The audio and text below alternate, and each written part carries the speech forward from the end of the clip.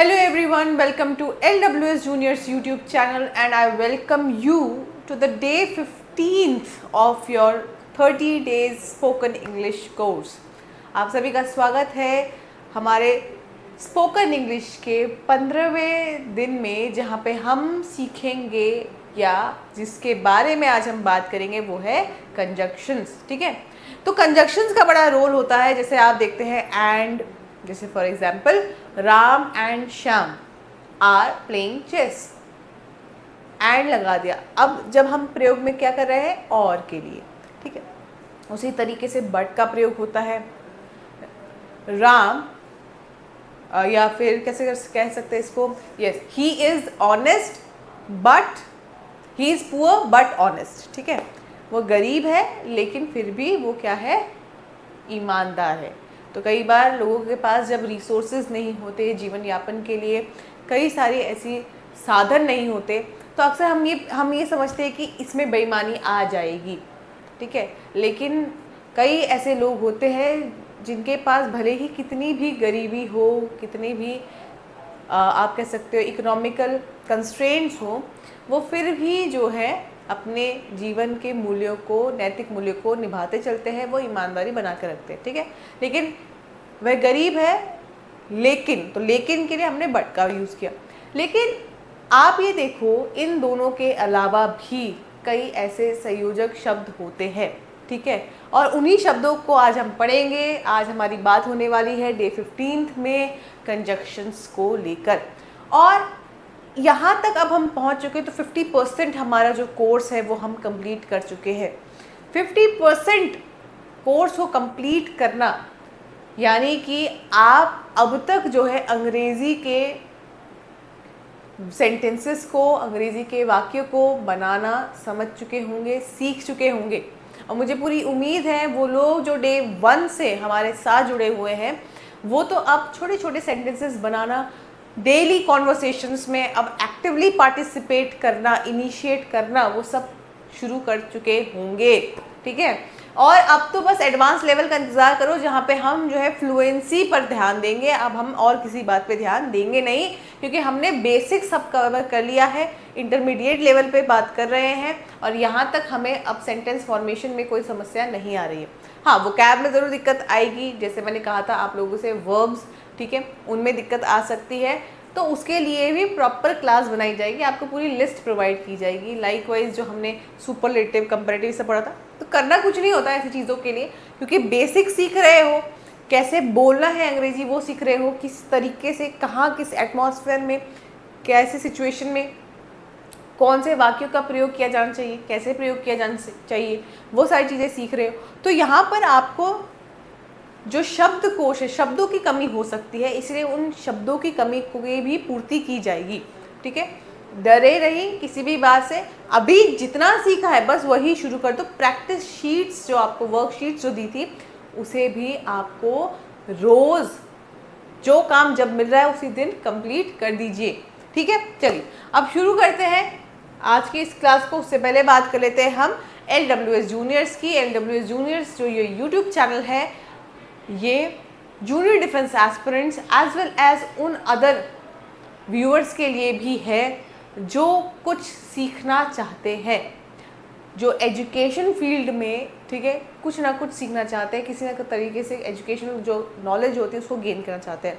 जैसे spoken English course जो है किसी स्पेसिफिक ग्रुप के लिए नहीं है, ये एक जनरल कोर्स है. चाहे कोई एक हाउसवाइफ हो, चाहे कोई 65 ईयर्स का पर्सन हो, चाहे कोई स्टूडेंट हो स्कूल गोइंग, या कोई एम्प्लॉय हो, किसी चीज़ से फ़र्क नहीं पड़ता. अगर आप अंग्रेज़ी बोलना सीखना चाहते हैं तो ये कोर्स आपके लिए है. 30 डेज़ में ये मेरा दावा है कि आप अंग्रेज़ी बोलना सीख जाएंगे. ठीक है, उसके अलावा जो हमारे जूनियर डिफेंस एस्पिरेंट्स हैं उनके लिए तो हम यहाँ पर अक्सर यूट्यूब शॉर्ट्स, यूट्यूब में कुछ ऐसे इन्फॉर्मेटिव वीडियोज़, अलॉन्ग विद जो भी उनके एग्ज़ाम से पहले मॉक टेस्ट होते हैं, वो लाइव हम लेकर आते रहते हैं. लेकिन हमारे जो जूनियर डिफेंस एस्पिरेंट्स हैं उनके लिए हमारे गूगल प्ले स्टोर में LWS जूनियर्स का अपना ऐप भी है. उस ऐप को अगर आप एक्सप्लोर करेंगे, you will find the right course at very right price. मतलब ऐसा कोर्स जिसमें हर वो चीज़ जो बच्चे को एग्ज़ाम प्रिपेयर करने की जो डिमांड है वो सब कुछ चीज़ें मिलेंगी और बेहतर प्राइसेस पे ही मिलेंगी। ठीक है, चलिए ये सारा कुछ हो गया।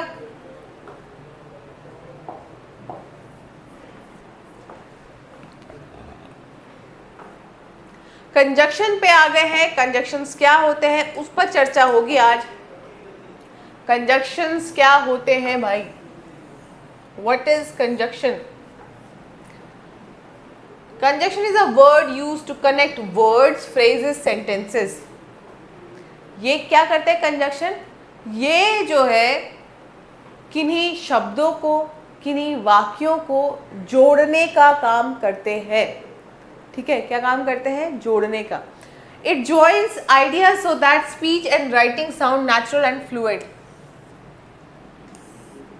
आप अपनी अंग्रेजी भाषा को जब आप बोल रहे होते हैं, लिख रहे होते हैं, उसको हम किस तरीके से, ऐसा लगे कि ये कुछ बना के, सजा के, कुछ आर्टिफिशियली ऐड कर रहा है, लग रहा है ऐसा चाहिए कि हाँ भाई ये जो लैंग्वेज है वो नेचुरली, स्पॉन्टेनियसली, ठीक है, बाहर आ रही है। जो आइडियाज़ है उसकी प्रोसेसिंग भी इंग्लिश में हो रही है, ठीक है, और उसी तरीके से वो डिलीवर भी हो रहा है। तो कहने का मतलब ये है कि यहाँ पर जो ये कंजक्शंस है ये आपकी स्पीच एंड राइटिंग को नेचुरल और फ्लुएंट बना देते हैं। बिना उ अटके आप उस भाषा को बड़े आराम से बोलते चले जा रहे हैं। जब भी हम मदर टंग का प्रयोग करते हैं तो क्या कभी ऐसा होता है कि हम कहीं कहीं पे अटक रहे होते हैं, ठीक है, कहीं कहीं पे हमें ऐसा दिखाना पड़ता है, लोगों को दिखाने के लिए हम बोल रहे होते हैं। ऐसा तो नहीं होता, वो तो बहुत नेचुरली हम वो बोलते हैं।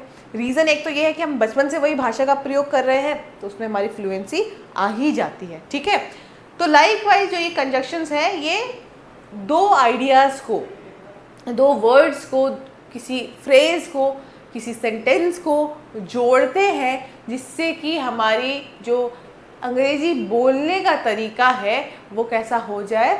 फ्लुएंट हो जाए, बिल्कुल मक्खन की तरह जो है अंग्रेज़ी ज़बान से निकलने लगे। ठीक है, तो अब यहाँ पे स्ट्रेट अवे हम किस पे बढ़ेंगे? यहाँ पर स्ट्रेट अवे हम बढ़ेंगे टाइप्स ऑफ कंजक्शंस पे, क्योंकि देखो ये टॉपिक बहुत ज़्यादा, इसको हमें आगे बढ़ा चढ़ाकर काम करने की इस पर ज़रूरत नहीं है। ठीक है, जो भी हमें करना है वो केवल क्या करना है? हमें फोकस करना है कि जो भी इम्पॉर्टेंट रूल्स हैं, जो भी इम्पॉर्टेंट टॉपिक्स हैं जो हमारे एग्ज़ाम में आ सकते हैं, बस हम उसी को पढ़ेंगे। ठीक है,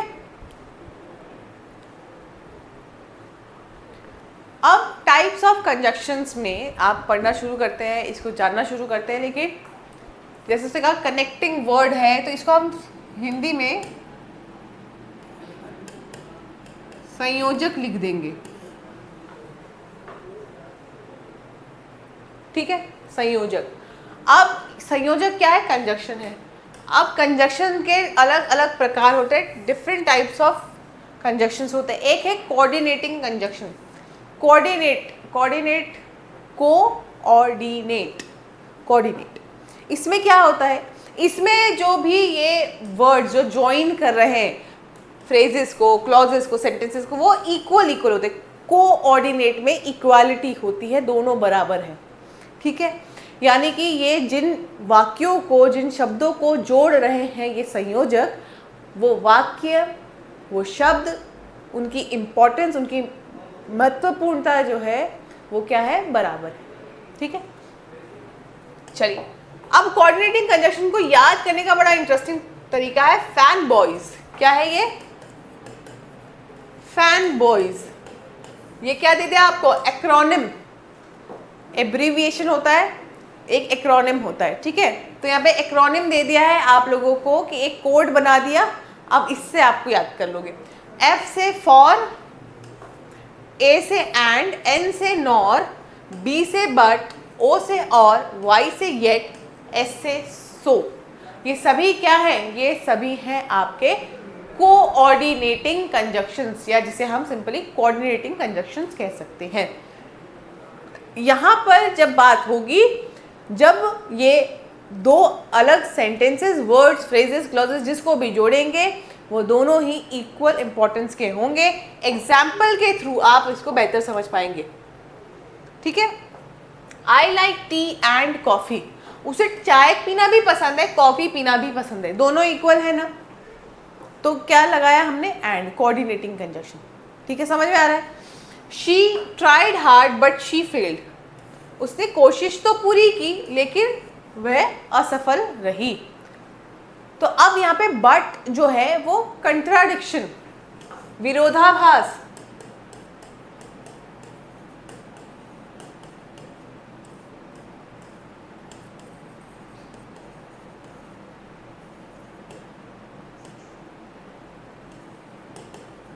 विरोधाभास को दिखा रहा है, मतलब उसने कोशिश की लेकिन फिर भी वो असफल हुई। कहते हैं कि मेहनत का फल मीठा होता है, लेकिन उसके लिए तो मेहनत का फल मीठा नहीं रहा, ठीक है। तो यहाँ पर लेकिन ट्राइड हार्ड, कोशिश पूरी की, शी फेल्ड, रिजल्ट लेकिन नकारात्मक रहा। दोनों ही चीज़ों पर इक्वल एम्फेसाइज किया जा रहा है, दोनों ही चीज़ों को लेकर इक्वली बात की जा रही है, ठीक है।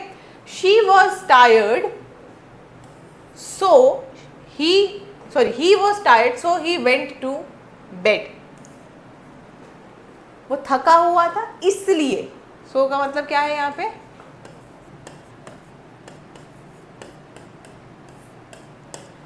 वो थका हुआ था इसलिए वह सोने चला गया, ठीक है। तो अब कारण, कॉज एंड इफेक्ट क्या है इसमें, कॉज एंड इफेक्ट, इस पे बात की जा रही है। थके होने की वजह से वो सोने चला गया, तो ये दोनों ही जो चीज़ें हैं वो क्या है, इक्वल इंपॉर्टेंस होल्ड करती हैं, ठीक है। इसीलिए कोऑर्डिनेटिंग कंजंक्शन, मैं इसे कोऑर्डिनेटिंग नहीं बल्कि कोऑर्डिनेटिंग कहना इसलिए पसंद करती हूँ ताकि आप लोगों को समझने में आसानी हो, कि याद रखने में आसानी हो कि कोऑर्डिनेटिंग कंजंक्शन में दो जो आपके फ्रेजेस, सेंटेंसेस, आइडियाज जो भी होंगे वो इक्वल इंपॉर्टेंस के होंगे, ठीक है। चलिए आगे बढ़ते हैं।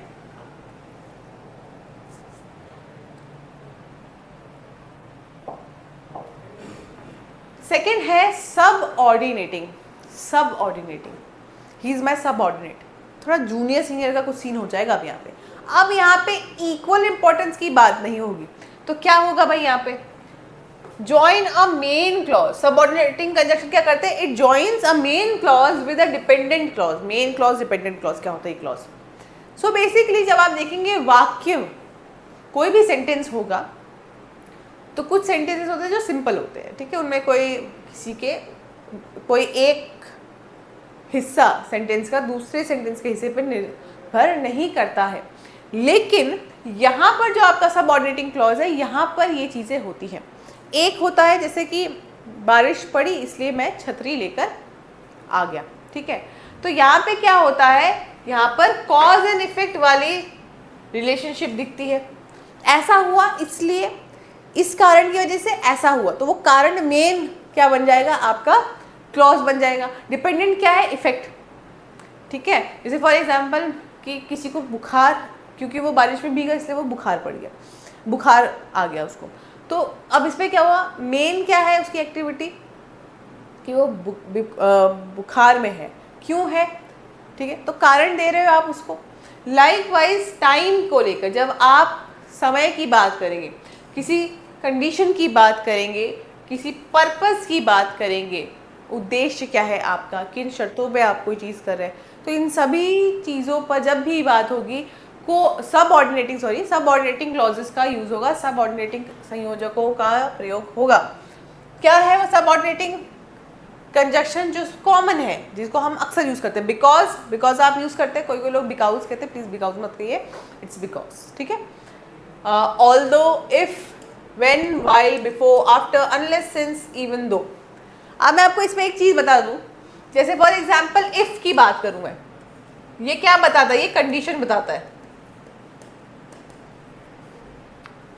बिफोर, आफ्टर, सिंस, ये क्या बताते हैं, टाइम बताते हैं। Unless, condition, even though, purpose, condition, दोनों के लिए यूज हो जाएगा।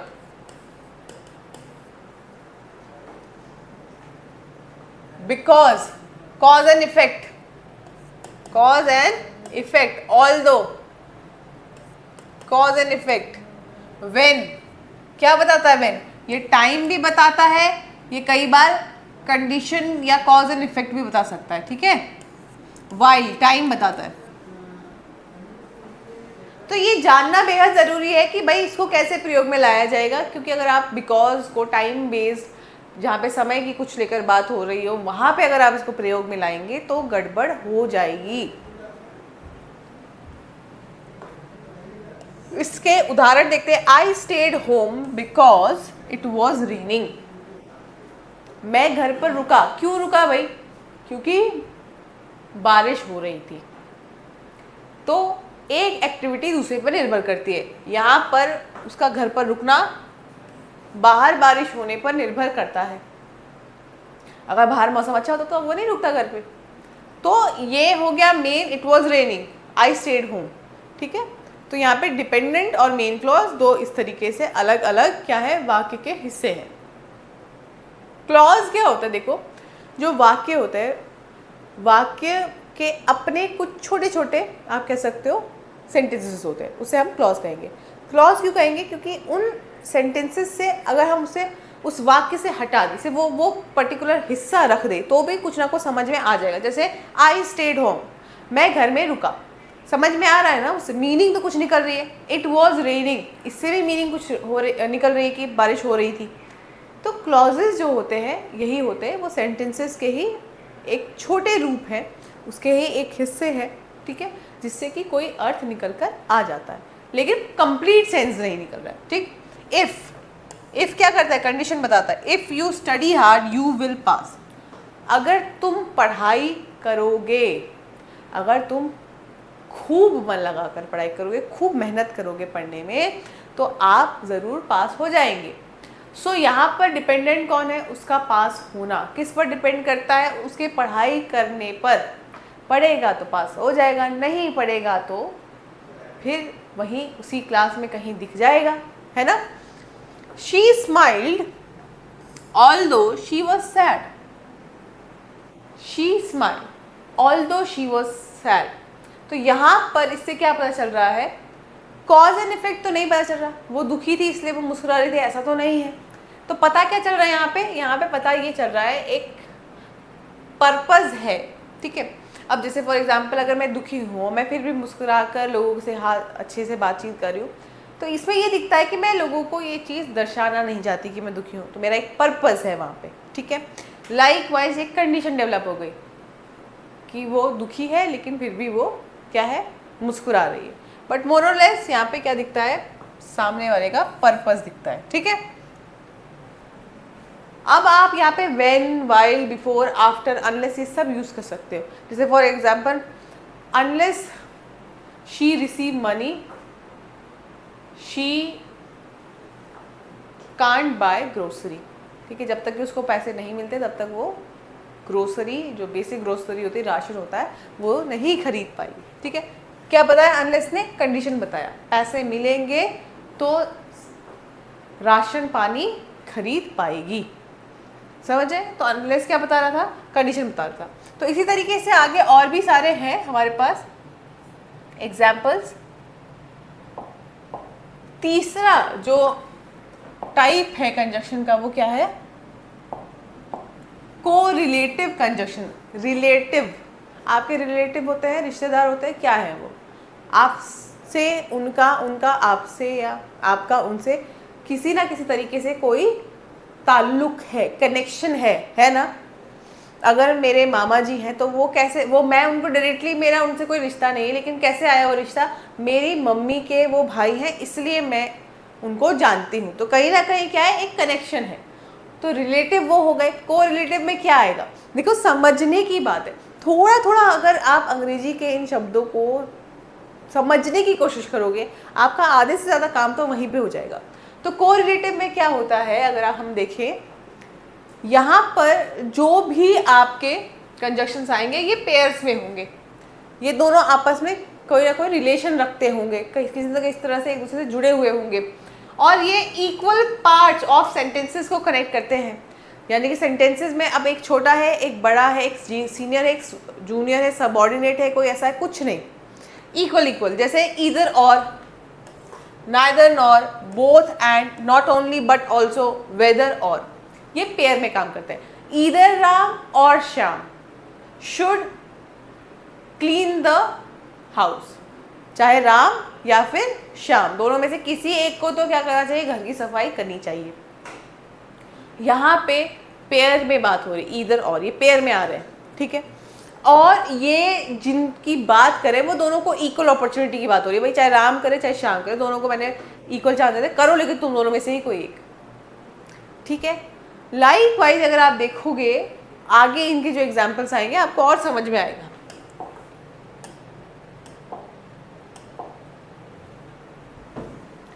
कोरिलेटिव कंजक्शंस, चलो भाई कोरिलेटिव कंजक्शंस के बारे में बात करते हैं। ईदर यू कम नाउ और आई गो अलोन।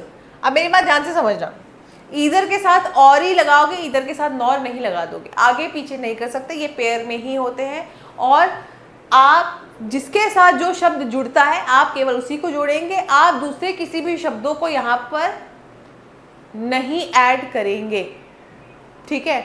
नीदर और नहीं करेंगे, नीदर नॉर ही होता है, बट ऑल्सो, ठीक है, ये चीज़ें जो है इनको आप नहीं करेंगे अलग थलग, ठीक है। तो ध्यान रखिएगा, बोथ एंड का है तो जैसे फॉर एग्जाम्पल चलो यहीं से शुरू करते हैं, इधर यू कम नाउ, या तो तुम अभी आओ, नहीं तो मैं जो हूँ अकेले ही चली जाऊँगी। हो सकता है ना, मम्मी कह रही हूँ बच्चों से कि भाई मेरे साथ कोई मार्केट चलेगा सब्जी तरकारी लेने के लिए, बच्चे कह रहे हैं हाँ अभी 5 मिनट ये वो, तो मम्मी ने कह दिया भाई अल्टीमेटम दे दिया, या तो तुम अभी चलो नहीं तो मैं जा रही हूँ, मैं खुद ही बोझा ढोलूंगी अपने आप। तो यहाँ पे आप देखिए ईदर और में इक्वल, यू कम नाउ और आई विल गो अलोन, दोनों इक्वल है, या तो तुम मेरे साथ चलो, ठीक है, नहीं चलो कोई प्रॉब्लम नहीं है, फिर मैं अकेले जा रही हूँ। तो दोनों ही जो क्लॉज है उसकी इक्वल इंपॉर्टेंस है। Likewise both the movie and the books are good, both the movie and the book, मतलब मूवी भी और किताबें भी, ये दोनों ही बहुत अच्छी थी, ये दोनों ही बहुत अच्छी हैं, आर है तो अच्छी हैं। Both, pause low, both the book and the movie, क्या बात हुई, बोथ दोनों ही, किताबें और मूवी अच्छी हैं। किस चीज़ के लिए अच्छी है, आपके एंटरटेनमेंट के लिए अच्छी है, किस चीज़ के लिए अच्छी है, कुछ ना कुछ सीखने के लिए अच्छी है, ठीक है। Not only did he Singh but also dance. अब यहाँ पे नॉट ओनली के साथ देख लीजिए प्लीज, यहाँ पे पहले आता है वर्ब, हेल्पिंग वर्ब रादर, और यहाँ पे फिर आता है आपका सब्जेक्ट, और बेस वर्ब जो है या मेन वर्ब जो है वो बाद में आता है। Not only but also, not only did he Singh but also danced, न केवल उसने गाना गाया बल्कि वह नाचा भी, और दोनों ही एक्टिविटी अच्छी की होगी पॉजिटिवली, तो ऐसा दिख रहा है यहाँ पे, ठीक है। तो इसको कैसे फ्रेम करना है सेंटेंस को ये भी देख लीजिए, और बट ऑल्सो के बाद क्या लगाया, वर्ब की सेकेंड फॉर्म, ठीक है। तो जब हमें, जैसे मैंने यहाँ पे जो बात की, जो दो क्रियाओं की, एक गाना गाने की और नाचने की, दोनों ही क्रियाएं इक्वल इंपॉर्टेंस रख रही हैं, यहाँ पे दोनों ही क्रियाओं के बारे में इक्वली क्या हो रही है, बात हो पा रही है। चलो भाई, अब आप ये बताओ कि कंजक्शंस के क्या क्या प्रयोग हो सकते हैं स्पोकन इंग्लिश में। जब अंग्रेजी बोलनी है तो कंजक्शंस को, संयोजकों को कैसे प्रयोग में ला सकते हो। टू ऐड इंफॉर्मेशन, भाई जब हम किसी से बात कर रहे हैं और हमें उसमें क्या करना है, इंफॉर्मेशन, कोई सूचना हमें क्या करनी है वहाँ पे ऐड करनी है, तो क्या करेंगे, हम संयोजकों का प्रयोग करेंगे, और क्या करेंगे, and, also, as well as. जब हम इंफॉर्मेशन में कोई बात नहीं कह रहे, उसमें कुछ चीज़ें और मुझे ऐड ऑन करें, जैसे I can speak English and Hindi, I speak English also Hindi, ठीक है। I know how to speak English as well as Hindi. लो, तीनों का प्रयोग करके बता दिया मैंने आपको। तो कोई समस्या है यहाँ पे? किसी तरह की समस्या नहीं। जब तक आप इसको ध्यान से नहीं देखेंगे, इसके नोट्स आप जब तक ध्यान से नहीं बताएंगे, आपको समझ में नहीं आने वाला है। ध्यान रखिएगा इस बात का, ठीक है। Next, to show contrast. अब मैंने इसको बताया था आप लोगों को, इसके बारे में बात हुई थी, बिल्कुल हुई थी। कब हुई थी? जब हम बात कर रहे थे विरोधाभास की।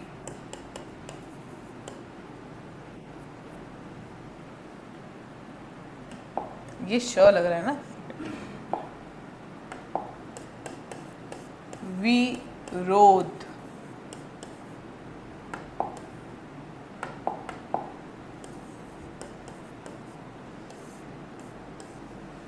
विरोधाभास मतलब जब हम दो अलग चीजों के बारे में बात करें। जैसे मैंने आपके लिए एक सेंटेंस आपको शुरुआत में बताया था, he is poor but honest. गरीब है लेकिन ईमानदार है, ठीक है। दो अलग अलग चीज़ें हैं। जैसे लोगों के पास जिनको खाने को नहीं है और इस तरह की चीज़ें, तो वो बेचारा इंसान भूखे मरने से पहले क्या करेगा? एक कोशिश करेगा कि मैं कहीं ना कहीं से खाना मांग लूँ, कुछ कर लूँ। जब वैसे भी नहीं हो पाएगा तो वो क्या करेगा? वो मरती हालत में फिर क्या करेगा? चोरी चकारी पे आएगा। तो वो क्या है, उनकी हालातों ने उनको मजबूर कर दिया। लेकिन कई ऐसे लोग होते हैं जो ऐसी परिस्थिति में भी भूखों मर जाना पसंद करते हैं, लेकिन कभी किसी के साथ बेईमानी नहीं करेंगे, ठीक है। और ये ऐसा होता भी है, ठीक। बट, ऑल्दो, येट, हाउएवर, इस तरह के जो शब्द हैं ये सभी विरोधाभास की तरफ इशारा करते हैं। I like pizza but I don't eat it every day. मुझे पिज़्ज़ा बहुत पसंद है लेकिन उसको मैं रोज़ाना नहीं खाता या खाती हूँ। क्या है? विरोधाभास है। कोई चीज़ हमें बहुत पसंद होती है तो हम क्या करते हैं? हम चाहते हैं कि हम रोज़ उसे हमें खाने को हमें वो मिले, लेकिन वो कह रहा है कि मुझे पसंद बहुत है लेकिन मैं उसको रोज़ाना नहीं खाता, ठीक है। लाइकवाइज आप देखोगे येट को लेकर, ठीक है। He studied hard yet he failed. मेहनत बहुत की लेकिन फिर भी फेल हो गया एग्ज़ाम में, परीक्षा में। होता है ऐसा, कई बार होता है। कॉम्पिटिटिव एग्ज़ाम में तो अक्सर हो जाता है। फिर हम लक को क्या कहते हैं हम, कि जो है किस्मत हमारे साथ नहीं था, है ना। सितारे हमारे आज बुलंद नहीं थे, आज मेरा दिन नहीं था। तो इस तरह की चीज़ों को हम लेके आ जाते हैं। लेकिन होता वही है कि मेहनत तो की थी। अब मेहनत जो की कितनी सही थी कितनी नहीं थी वो तो बहुत बात की बात होती है। चलिए, टू गिव रीज़न, मुझे किसी को कोई बात कहनी होगी। अच्छा, एक चीज़ मैं बताती हूँ आप लोगों को, कंजक्शन का एक सबसे बड़ा जो प्रयोग है, अभी तो ये सब सारी चीज़ें आ ही रही है, कि to shorten the length of sentence. अगर मुझे कोई बात को कम शब्दों में बयां करना है तो मैं कंजक्शंस का प्रयोग करूंगी। कम शब्दों में अगर मुझे अपनी बात को रखना है। ऐसा कई बार होता है जब आप कहीं स्पीच दे रहे होंगे, ऐसा कई बार होता है जब आप कोई कॉन्वर्सेशन कर, लोग बोले यार जल्दी बोलना यार, तो क्या इतना घुमा घुमा के बोल रहा है। तो ऐसी परिस्थिति में कंजक्शंस ही काम आएंगे। चलिए तीसरे यूज पे आ जाते हैं। सो टू गिव रीजन, मुझे किसी को कोई कारण बताना है।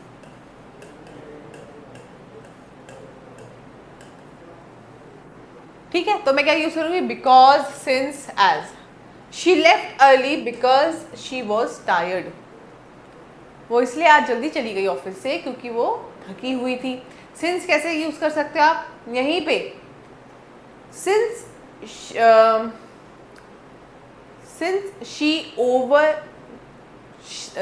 She did over eating she could not walk. क्योंकि उसने बहुत ज़्यादा खाना खा लिया, बिल्कुल पेट भर के गले तक खाना खा लिया, अब उससे चला भी नहीं जा रहा है। ठीक है, तो क्या हो रहा है? कॉज, रीजन बताया जा रहा है यहाँ पे। ठीक, टू शो टाइम, समय दिखाने के लिए, समय की बात जब होगी। when, while, before, after, as soon as. call me when you reach home, जब घर पहुंच जाओगे तो मुझे कॉल कर देना। तो क्या है, समय की बात हो रही है, जब पहुंच जाओगी घर। लाइक वाइज इसी को थोड़ा सा और चेंज करते हैं, call me after you reach home, घर पहुंचने के बाद मुझे कॉल कर देना। यहाँ पे भी क्या हो रहा है, सेम वही चीज़, जिस समय घर पहुंच जाओगे उसके बाद मुझे कॉल कर देना। तो ये सब क्या किसकी तरफ इशारा कर रहे हैं, समय की ओर। ठीक है, नेक्स्ट है टू शो चॉइस। अब चॉइस क्या है भाई, वही है पेयर में जो अभी आए थे, को रिलेटिव, आपके रिलेटिव आ गए थे, और ईदर और, ये पेयर में को रिलेटिव, ये है और केवल। ठीक है, वेदर और, चॉइस दे रहा है आपको, वुड यू लाइक टी और कॉफी, क्या आप चाय या कॉफी क्या लेना पसंद करेंगे, क्या पीना पसंद करेंगे। ठीक है, तो और ने क्या कर दिया, चॉइस दे दी, चाहे ये चाहे कॉफी। ठीक है, टू शो रिजल्ट, परिणाम अगर मुझे बताना हो,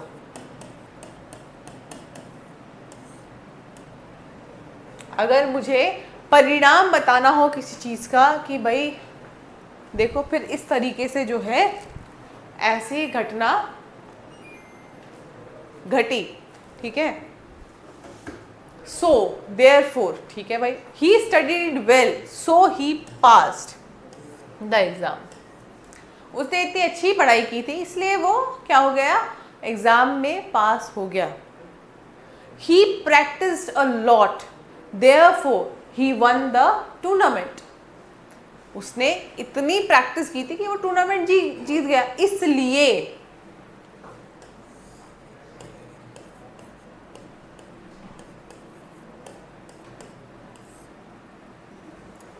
टू शो कंडीशन,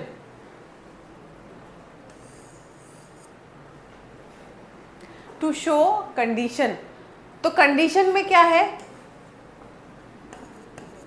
अवस्था, किसी चीज की अवस्था। Use if, unless, in case. ठीक है, अगर मगर जो करते हो ना, क्या है ये, इफ का, इफ में क्या होता है, अगर। तो I help you if I have time, अगर मेरे पास समय हुआ तो मैं तुम्हारी मदद करूंगा या करूंगी। ठीक है, तो कंडीशन बताई जा रही है। लाइकवाइज अगर आप देखोगे, जैसे in case you don't have money I will pay for you. ठीक है, अगर आपके पास पैसे नहीं है तो मैं आपके बदले में मैं पे कर देती हूँ, तो ये भी क्या है, कंडीशन है। अगर नहीं है पैसे तो मैं दे दूंगी, अदरवाइज है तो अपना पैसा खुद दो, अपना बिल खुद पे करो। ठीक, तो यहाँ पे ये क्या है, ये तीनों शब्द किसकी तरफ इशारा करते हैं, अगर। ठीक है, ये सभी जो सेंटेंसेस हैं, आप मुझे बताइए कि क्या अगर आप ऑफिस में अपने कलीग्स के साथ हैं, क्या आप स्कूल में अपने दोस्तों के साथ हैं, या आप आम बोलचाल में लोगों के आसपास कहीं से गुजर रहे हैं, तो क्या इस तरह के वाक्य आपके प्रयोग में नहीं आ सकते? बिल्कुल आ सकते हैं। क्या घर में बैठ के आप इस तरह के वाक्यों का प्रयोग नहीं कर सकते? बिल्कुल कर सकते हो। शर्त क्या है, शर्त है तुम उसको किस तरीके से बोलना चाहते हो। चलो भाई, टिप्स तो मैं हमेशा देती हूँ, फॉलो कौन करता है ये उसी पे डिपेंड करेगा, जब आपकी परफॉर्मेंस जो है स्पोकन इंग्लिश की 30वें दिन में कैसे निखर के आती है, तब आप लोग मुझे कमेंट सेक्शन में ज़रूर बताइएगा। ठीक है, तो टिप्स क्या है यहाँ पे, टिप्स ये, use simple conjunction to combine shortest sentence. Simple conjunction मतलब एंड, बट, ऑल्सो, ये सिंपल सेंटेंस होते हैं। कोरिलेटिव थोड़े कॉम्प्लिकेट कर देते चीज़ों को। ठीक है, तो जब आपको छोटे सेंटेंसेस को जोड़ना है तो सिंपल सेंटेंसेस को ज्वाइन करो। Ram is a kind man and Raghav is an honest man. ठीक है, अब मैं दो छोटे छोटे सेंटेंसेस को ज्वाइन कर रही हूँ, एंड लगा सकते हैं। ठीक है, अब यहाँ पे Ram is honest but Raghav is, नहीं, Ram is kind but Raghav is cruel, तो कंट्राडिक्टरी, लेकिन थे वो छोटे सेंटेंस, राम काइंड है, राघव क्रूएल है, बहुत छोटे सेंटेंसेस, 3 वर्ड में खत्म हो गए। ठीक है, तो ऐसे छोटे सेंटेंसेस के लिए आप जो है सिंपल कंजक्शंस का यूज करें। Practice speaking bye joining ideas smoothly. अब देखो भाई, बोलना ही तो सीखना है अंग्रेजी, तो अगर बोलोगे ही नहीं तो सीखोगे कहाँ से? तो यहाँ इस चीज़ को करने के लिए आपको क्या करना पड़ेगा, आपके दिमाग में अगर कोई आइडिया आते जाते हैं तो वो एक फ्लो बनेगा। आप किसी किसी भी टॉपिक पर बोलना शुरू कर दीजिए, आज ही से बोलना शुरू कर दीजिए। फॉर एग्जाम्पल अगर आप अपने देश के बारे में कोई भी चीज़ें बताना चाहे, कोई 10 चीज़ें आप बताना चाहते हैं, चाहे आप आर्ट एंड कल्चर हो या फिर खान पान से संबंधित कोई चीज़ें हों, या आप देश की इकॉनमी को लेकर बात करना चाहते हो, और अगर ये भी नहीं बन पाता, ये आपको लगता है कि बहुत हाई लेवल की चीज़ें ये हमारे बस की नहीं है, तो जब आप माई सेल्फ बताते हैं या माई फैमिली बताएंगे, ठीक है, या आप अपने ड्रीम्स को लेकर, करियर को लेकर कोई चीज़ बताना चाहते हैं, ठीक है, तो तब आपके दिमाग में आइडियाज़ आते रहेंगे, जुड़ते जाइए। किसकी मदद से? कंजक्शंस की मदद से, ठीक है। Avoid repeating the same conjunction. भाई सेम कंजक्शन, वेरिएशन लाओगे तो उससे क्या मदद मिलेगी? उससे जो है आपको समझ में आएगा डिफरेंट। देखो फॉर एग्जाम्पल हमने क्या पढ़ा था? हमने पढ़ा था रीज़न के लिए, ठीक है, कंडीशंस के लिए, सॉरी कंडीशनल क्लॉजेज, कंजक्शंस हमने पढ़े। कंडीशन में क्या हुआ? इफ़ भी आ रहा है, अनलेस भी आ रहा है, तो दोनों को अलग अलग जगह पे यूज़ करो, ठीक है। बार बार एक ही इसी तरह के सेम इफ हर जगह पे इफ, तो वहाँ पे क्या हो जाएगा, समझ में आ जाएगा सामने वाले को, इसको 4-5 चीज़ें पता है, ये बस वहीं पे क्या कर रहा है, he is beating around the Bush, बात तो घुमा घुमा के जलेबी की तरह हमें लपेटने की कोशिश कर रहा है, तो वो नहीं करना। Mix them for better fluency. So you need to understand all these conjunctions, and you should use different conjunctions of the same category when you are talking about the same context. अगर एक ही संदर्भ में बात चल रही है, कुछ ना कुछ विरोधाभासी बताने की कोशिश कर रहे हो, तो केवल बट ही नहीं यूज़ करो, और भी जो ऐसे सेम कैटेगरी वाले कंजक्शंस हैं उसका प्रयोग कर लो ना, ठीक है। स्पीक इन कंपाउंड और कॉम्प्लेक्स सेंटेंसेस। अब भाई ये मुझे लगता है कि आप लोगों का भी पता नहीं है, जाहिर सी बातें नहीं पता होगा, ये उसको पता होगा जिसने कि बहुत अच्छे से इंग्लिश ग्रामर पढ़ी हुई है, पर चिंता ना करें, इस पर भी हम आएंगे, इस पर भी चर्चा होगी, ठीक है। सिंपल सेंटेंस क्या होते हैं? जिनमें किसी भी तरह से क्लॉजेस नहीं होंगे, एक सिंगल सेंटेंस में वो खत्म हो जाएगा। कॉम्प्लेक्स कंपाउंड में क्या होता है? यहाँ पर एक दूसरे पे डिपेंडेंसी होती है, सेंटेंस में और छोटे छोटे सेंटेंसेस छुपे होते हैं, ठीक है। तो ये सब कुछ बताया जाएगा, लेकिन ध्यान रखिए कि कंजक्शन का प्रयोग इस तरह के वाक्यों के लिए ही होता है, to sound natural. Simple sentence में नहीं, बल्कि कंपाउंड या कॉम्प्लेक्स सेंटेंसेस में अगर इसका प्रयोग करोगे तो ज़्यादा समझ में आएगा कि हाँ भाई, इनको जो ये इंग्लिश फ्लुएंसी लेकर आ रहे हैं, स्पोकन इंग्लिश में फ्लुएंसी लेकर आ रहे हैं, वो क्या है, नेचुरल लेवल पर लाई जा रही है, ठीक है। सिंपल और कॉम्प्लेक्स सेंटेंस भी समझ आएंगे आप, चिंता मत करें। ओके, ये कुछ एग्जाम्पल्स हैं। I want to go to the party, but I have homework. We will start the meeting after lunch. You can have either juice or soda. Although it was raining, we went out. She is smart and hardworking. आपको केवल और केवल इन sentences को बोलना है, और इन्हीं sentences को सेम कैटेगरी के जो कंजक्शंस हैं उसी में थोड़ा सा ऊपर नीचे चेंज करके आपको रीराइट करना चाहिए। इससे आपकी क्या हो जाएगी, प्रैक्टिस हो जाएगी। अब उसके अलावा ये तो फिल इन द ब्लैंक्स है, यहां पर आपको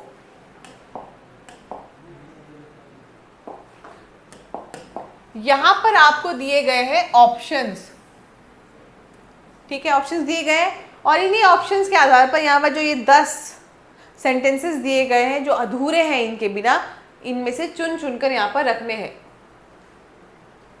और यहाँ पर भी आपको ऑप्शन में 10 कंजक्शन दिए गए, यानी कि हर एक सेंटेंस के लिए एक अलग कंजक्शन की जगह बनाई गई है।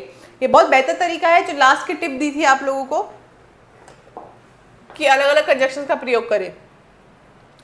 लाइकवाइज अब यहाँ पर भी कुछ आपको ऑप्शंस दिए गए, ये सेंटेंसेस हैं। करना क्या है, इन कंजक्शंस का प्रयोग करके इन सेंटेंसेस को रीफ्रेम करना, दोबारा से लिखना है कंजक्शंस का यूज करके।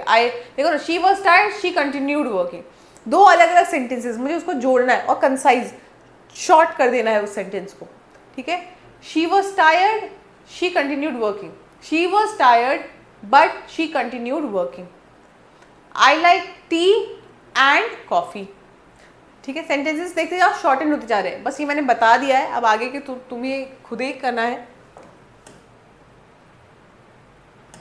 ओके,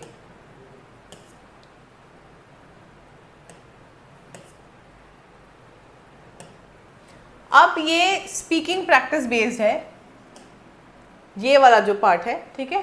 और स्पीकिंग प्रैक्टिस बेस्ड में क्या करना है आपको, I wanted to go out but I wasn't feeling well, you have to speak it aloud in front of mirror, in front of your family members, in front of your friends, wherever you feel suitable.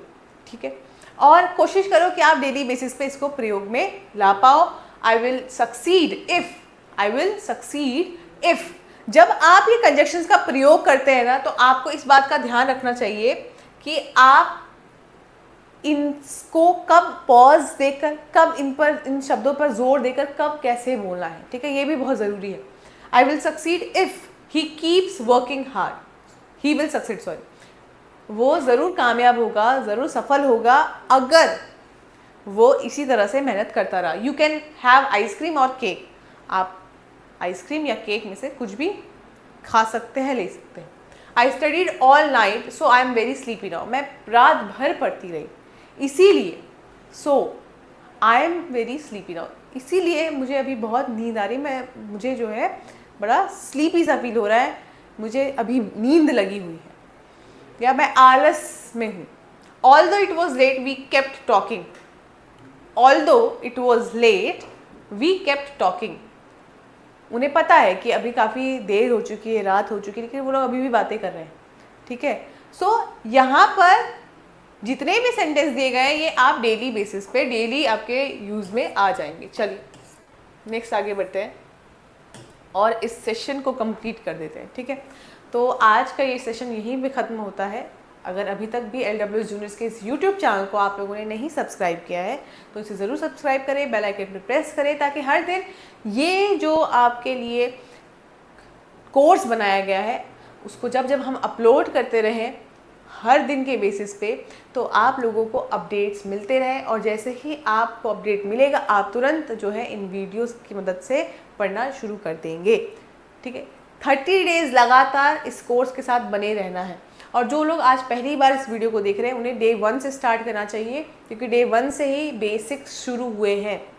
And basics के बिना कोई भी level तक पहुँचना क्या है, एक अधूरे ज्ञान की निशानी है. ठीक है, अगर बेसिक्स नहीं आता, 1 2 3 4 ये नंबर्स ही नहीं पता, तो कहीं से भी कितनी भी काउंट मतलब सब्ट्रैक्शन, एडिशन, ये सब कुछ भी सीख लो वो भी नहीं आ पाएंगे. और अगर मान लो ये एडिशन, सब्ट्रैक्शन ये भी नहीं आते तो मल्टीप्लिकेशन भी नहीं कर पाओगे, है ना. तो ऐसा ही कुछ यहाँ पर भी होता है. तो इसी के साथ हमारा ये जो सेशन है ये यहीं पे कंप्लीट होता है. मैं उम्मीद करती हूँ आप लोगों को यहाँ पर बेहतर कुछ सीखने को, समझने को मिला होगा. डेली कॉन्वर्सेशन में, स्पोकन इंग्लिश में आपको ये किस तरीके से मदद करते हैं, ये टॉपिक्स आप हमें कमेंट सेक्शन में ज़रूर लिख कर बताएं. कोई डाउट्स हो आप कमेंट सेक्शन में लिखें. और अगर आप चाहते हैं किस तरह की कोई सुधार होनी चाहिए, कोई इम्प्रूवमेंट होनी चाहिए, feel free to mention it in the comment section. So I'll meet you in the next lecture. Till then everyone, take care.